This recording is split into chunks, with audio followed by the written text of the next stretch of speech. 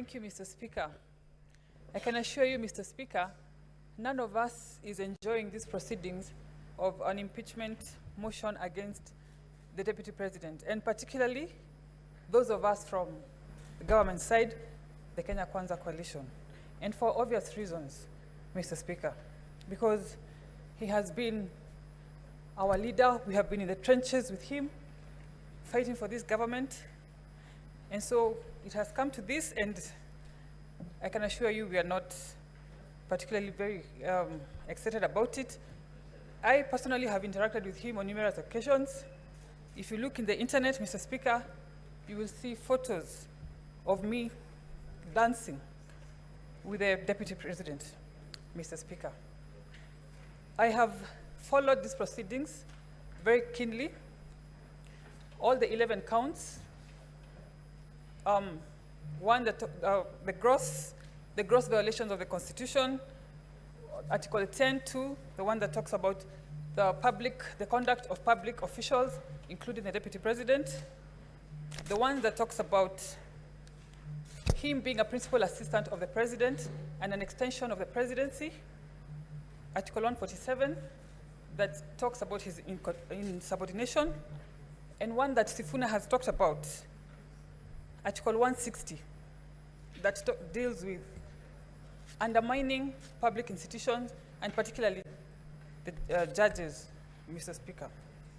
I have been born and grown up in Nairobi County, in Eastlands particularly. And where I come from, when we grow up, we are not even aware of each other's tribe. Our neighbor could be from any other tribe.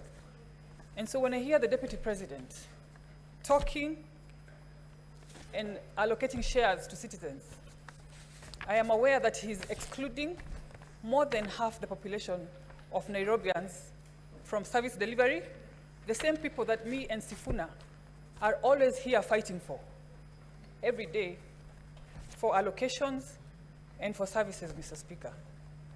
And as if that was not enough, he was in the CBD the other day, addressing Nairobians in the Kikuyu language, assuming that all Marikiti traders are Kikuyus. Mr. Speaker, nothing can be further from the truth. And sowing seeds of tribalism in Nairobi is very, very dangerous. If you have seen the slum setup, where people live together, all tribes together, I do not want to imagine if you sensitize these people and make them aware of their tribes and their lack of shares in their own country, Mr. Speaker. And finally, in future, I want to call upon presidential candidates to make it a very critical attribute of their running mates to have political maturity and to have a national outlook, Mr. Speaker. Because to some extent, we want to put some blame on the president, because we are wondering what he looked at when he picked his running mates. Thank you, Mr. Speaker. Senator Kajwang.